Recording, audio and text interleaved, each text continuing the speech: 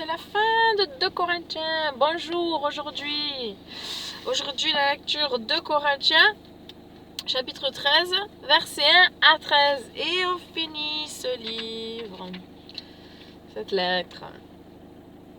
Le thème, examinons-nous nous-mêmes pour savoir si nous sommes dans la foi.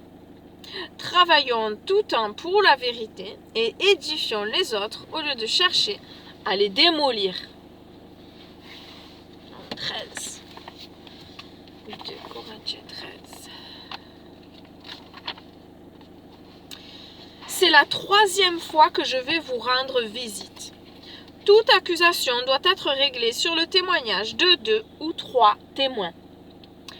À ceux qui ont péché autrefois et aux autres, je le dis à l'avance, bien qu'absent, comme je vous l'ai dit lors de ma seconde visite, si je reviens, je ne vous épargnerai pas, puisque vous cherchez une preuve que le Messie parle en moi. Il n'est pas faible quand il s'agit de s'occuper de vous, mais il est puissant parmi vous, car, quoiqu'il ait été exécuté sur un poteau dans la faiblesse, il est maintenant vivant par la puissance de Dieu. Et nous aussi, nous sommes faibles en union avec lui, mais nous vivrons avec lui par la puissance de Dieu pour agir envers vous. Examinez-vous vous-même pour voir si vous vivez une vie digne de la confiance que vous avez en Dieu. Éprouvez-vous vous-même. Ne réalisez-vous pas que Yahushua le Messie est en vous, à moins que vous n'échouiez lors du passage de cet examen. Mais j'espère que vous reconnaîtrez que nous avons réussi, et nous prions Dieu que vous ne fassiez aucun mal. Nous n'avons pas l'intention de démontrer que nous avons réussi,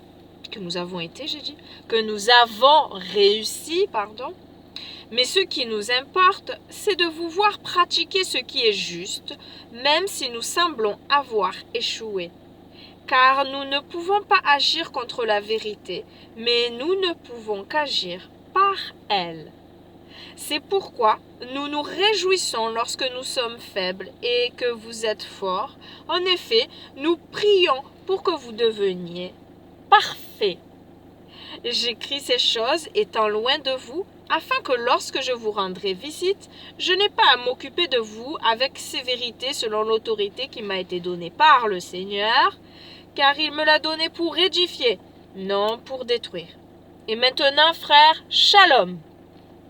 Mettez de l'ordre dans vos affaires, soyez attentifs à mes conseils, soyez unis dans la pensée, vivez dans le shalom, et le Dieu de l'amour et du shalom sera avec vous. Saluez-vous les uns les autres d'un saint baiser. On n'est pas malade? On peut se faire un bisou. On n'est pas malade. Si on est malade, c'est pas pareil. Saluez-vous les uns les autres d'un saint baiser. Tous ceux qui font partie du peuple de Dieu vous adressent leurs salutations.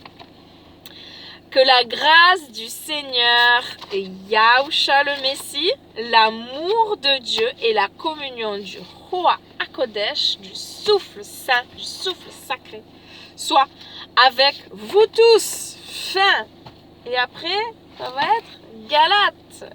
Wouhou! Une lettre très compliquée pour beaucoup, bien tordue. Même pour nous-mêmes, on a des difficultés des fois. Il faut bien tout approfondir. Ne pas se laisser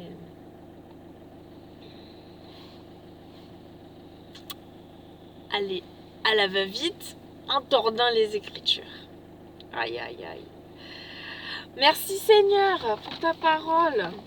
La question de méditation pour cette lecture de fin de Corinthiens, c'est comment puis-je examiner la sincérité de ma foi?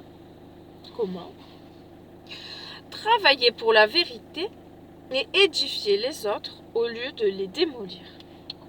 Que chacun s'examine. Père éternel, encore une fois, voilà, je demande, Seigneur, que nous soyons sincères, Seigneur, que nous puissions à travailler dans la vérité, que tu nous aides à voir comment nous sommes, à nous examiner, voilà, comme on l'a lu dans ce passage, Seigneur. Comme c'est très important de savoir s'examiner nous-mêmes et reconnaître par notre méditation personnelle, nos actes, regarder ce qu'on fait. Hein. On sait quand même ce qu'on fait, on sait très bien ce qu'on fait, et on sait mieux que personne ce qu'on pense. Et par contre, Seigneur, toi, tu sens même le cœur, et des fois, nous-mêmes, nous mentons à nous-mêmes. Et Seigneur, je prie que vraiment tu nous convaincs de pécher, tu agisses en nous, Seigneur. Tu ne nous laisses pas dévier, tu ne nous laisses pas dans de mauvais sentiments, dans de mauvaises pensées, Seigneur. Merci de nous attirer sans cesse à toi. Merci, Seigneur, de nous donner cette confiance, cette sincérité face à nous-mêmes, Seigneur, premièrement. C'est vrai, et que nous ne soyons pas là à démolir les autres. Oh Seigneur, que nous puissions chaque jour nous remettre en question nous-mêmes. Premièrement, Seigneur, combien c'est important, Seigneur.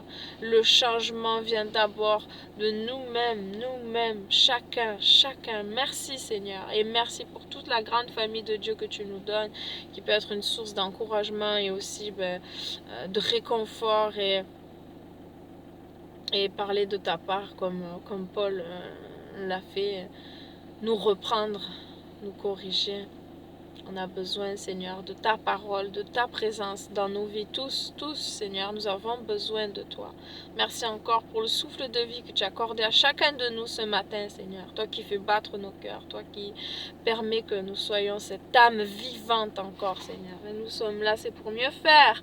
Nous sommes vivants pour accomplir notre mission, Seigneur. Chacun a des dons, chacun a une mission, chacun. Et tu as dit à tous de témoigner de cette bonne nouvelle. Oh, merci Seigneur d'être mort pour nous, d'avoir donné ta vie pour nous, d'avoir payé le prix de notre dette de péché. Parce que le salaire du péché c'est la mort, et tu as pris cette condamnation de mort sur toi. Il n'y a pas de plus grand amour que cela, de donner sa vie. Merci pour cette œuvre magnifique, ce que tu as déjà fait dans nos vies et ce que tu accomplis encore.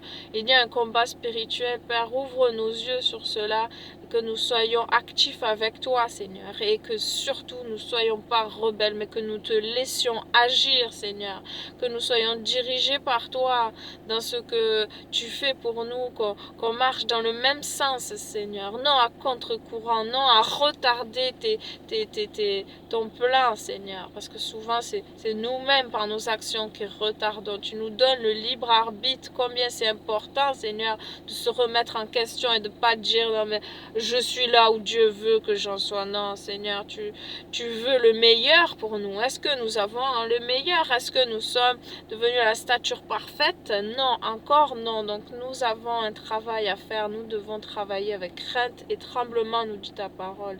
Aide-nous à le faire, Seigneur. Nous avons besoin de toi, Seigneur. Merci pour tous tes bienfaits, ta fidélité, ta miséricorde. Alléluia, les bontés de l'Éternel se renouvellent chaque matin. Merci, Seigneur, toi qui illumines les yeux de nos cœurs. Alléluia, tu changes notre intelligence, tu renverses toute pensée qui n'est pas avec toi. Tu rends toute pensée captive. Nous croyons cela, nous réclamons cela, car c'est écrit dans ta parole. Ta parole est la vérité, Père, et nous pouvons réclamer ce qui est écrit, Seigneur. Merci pour ces choses, Seigneur. Merci pour la foi, encore une fois, la confiance que tu as mis en nous et que tu fais grandir. Oui, nous croyons en toi, le grand, le tout-puissant, l'éternel je suis, celui qui a toujours été, qui est, celui qui revient. Merci pour tous tes bienfaits. Alléluia, que ton règne vienne, délivre-nous du mal, touche encore des âmes, et fais de nous tes témoins, Père. Au nom de notre Messie, Sauveur, Roi, Yahusha. Amen. Soyez bénis. Shalom. Bonne journée. Ciao.